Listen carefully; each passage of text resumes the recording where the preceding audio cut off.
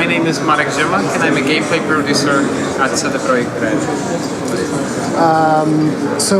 What are you showing off at Gamescom this year besides The Witcher? Is it just The Witcher 3 that you guys are showing off?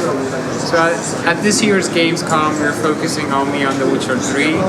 We're not talking much about the Cyberpunk. Actually, we're not mentioning anything about it yet. Tell us about the state of the world in Witcher 3, about the Wild Hunt and all those factors. The world of The Witcher 3 has it evolved in comparison to The Witcher 2 a lot. As some of you might remember, at the end of The Witcher 2, a huge war was starting. The Southern Empire of Nilfgaard once again attacked the Northern Kingdoms. The slate has been wiped clean and the ones who tried to use Geralt are gone, and he can now embark on a new, much more personal journey.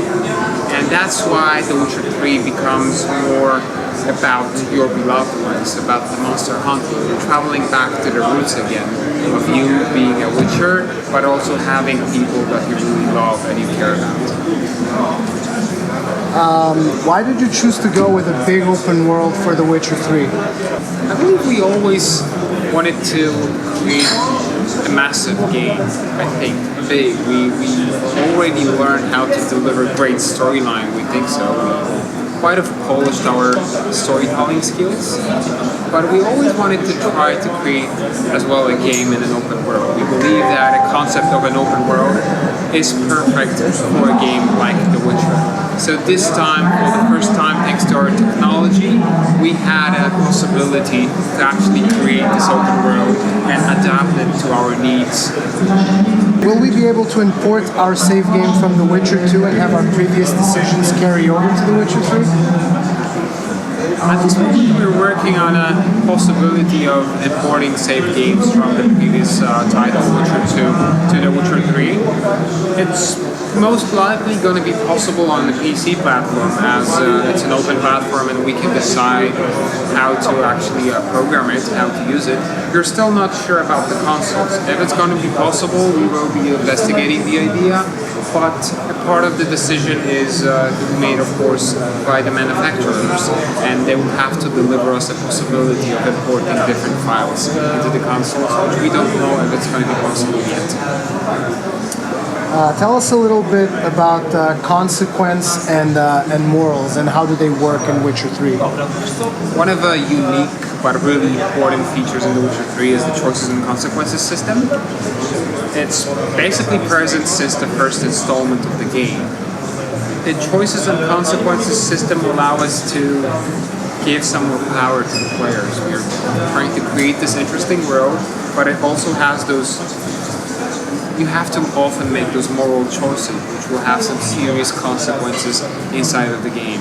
We believe that because of this, players can change the way that the plot will be shaped later on in the game, and that they're getting a bit more addicted, influenced, and probably catched by the game's world. It's just making it more interesting and more, I guess, intriguing. In the previous Witcher, some of the choices you made went as far as changing a whole act into a completely different experience.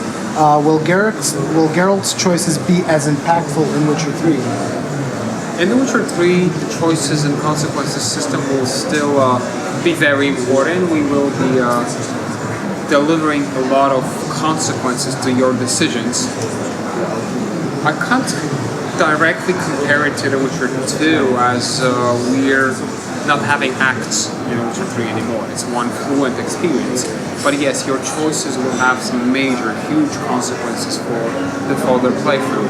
So I guess they'll be as big or even bigger than the ones presented in The Witcher 2. Can you give us any more details on monster hunting and what kind of rewards we can expect from monster hunting? Another new feature we're introducing in Witcher 3 is the monster hunting. Maybe it's not so new because monster hunting was always a very important part of the series, but this time it's taken somehow into another level. Basically, monster hunting is something that Geralt does for a living. That's his primary source of income. And in The Witcher 3 you can really feel it. You can use your Witcher senses, for example, to track down monsters, find their lairs, finish them off, possibly if you manage to kill them, then sell a trophy or some other proof that you killed the monster to the local societies, communities that really were affected by the monster living somewhere around them.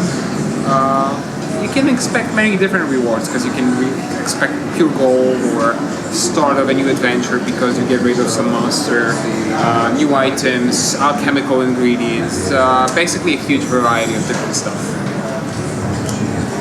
Okay, can you give us some more details on the combat improvements, the dynamic type of combat that you guys currently have, how Geralt reacts to monsters, and kind of more fluid combat than in Witcher 2?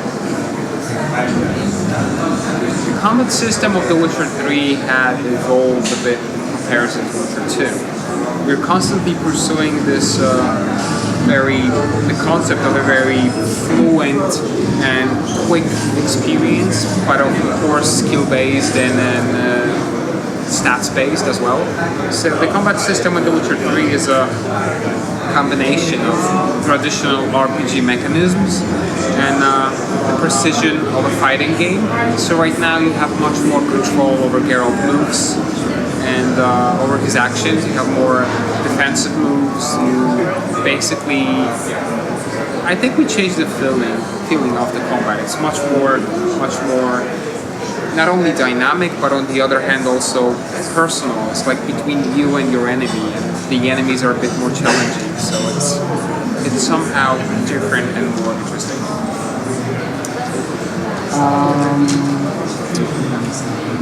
After The Witcher 3, what's next? Any other games in development from CD Projekt Red apart from Cyberpunk?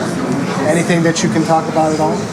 At this moment, we're totally focusing on The Witcher 3, plus the Cyberpunk team is working hard on Cyberpunk. And we're not focusing on anything major, anything other, like any other AAA title. Besides, on this Gamescom, we only are introducing the board game, the Witcher board game, that will also have its mobile version. But these are some smaller, I guess, titles in comparison to the Cyberpunk and the Witcher 3 itself. If you could just state release dates and platforms. I understand you don't have release dates, but say it anyways. The Witcher 3 will be available in 2014, and it will be available for Xbox One, PS4, and PC.